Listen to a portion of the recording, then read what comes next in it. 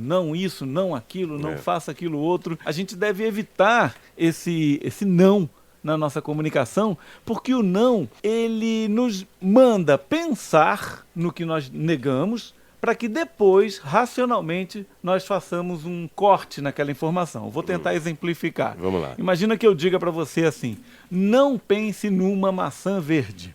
A primeira coisa que vem à cabeça é uma maçã verde. Você tem que vir aquela imagem. E aí, Exatamente. aquela imagem, porque o nosso cérebro, ele trabalha de maneira associativa, ele associa imagens. E aquela imagem, obrigatoriamente, tem que vir à mente. Tem que trazer as emoções de uma maçã verde, o cheiro de uma maçã verde, o toque, a aparência. E aí o que ocorre? O cérebro grava aquela informação, para que racionalmente você receba um comando, não pense.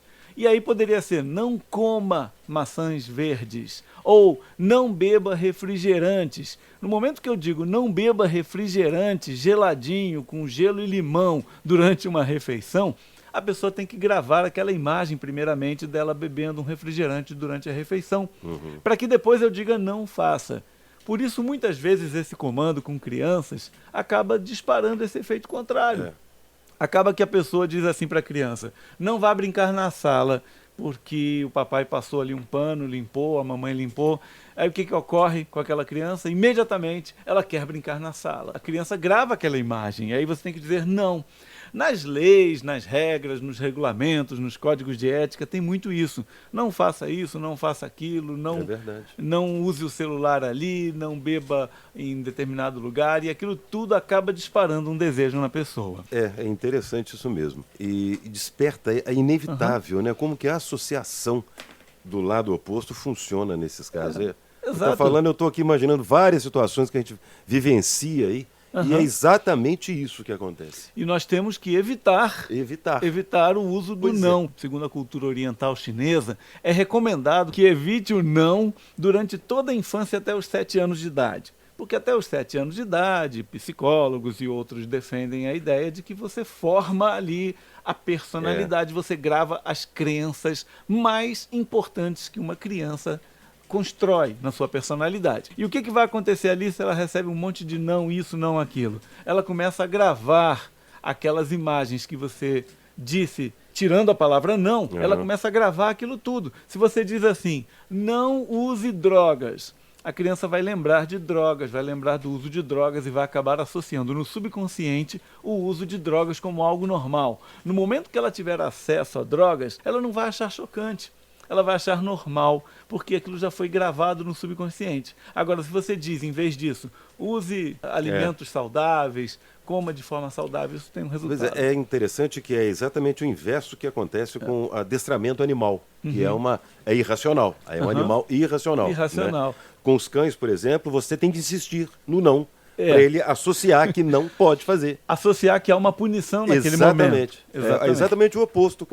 Mas quais as dicas, então, para se falar de maneira afirmativa ao invés de negativa? Porque tem muita gente que não sabe como fazer isso. A gente acaba aprendendo isso na prática do jornalismo, na prática da comunicação. Sim. A gente associa e aprende essas técnicas, né? Mas eu acho que é importante passar essas dicas. Quando você tiver algum comando a dar, alguma instrução, seja para uma criança, para um colaborador, para um cliente, para um fornecedor, para qualquer pessoa que você interaja, procure raciocinar antes de verbalizar a instrução negativa.